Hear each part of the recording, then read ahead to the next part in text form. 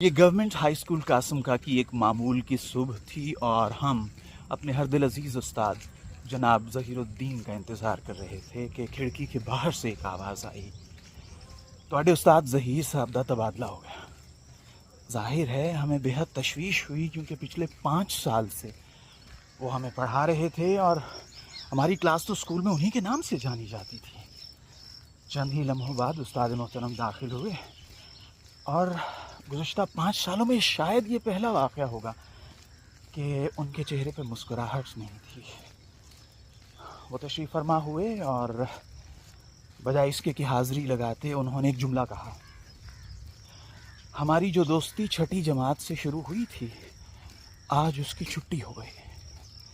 یہ جملہ ہم پر قیامت بن کر ٹوٹا اور ہم زار و قطار بے اختیار رونے لگے۔ میری زندگی میں چند ہی ایسے واقعات ہیں کہ جب میں بے اختیار رونے لگا۔ استاد محترم اٹھے، خاموشی سے کلاس سے چلے گئے، لیکن مجھے یقین ہے کہ اسٹاف روم تک پہنچتے پہنچتے وہ بھی ہماری ہی طرح روئے ہوں گے۔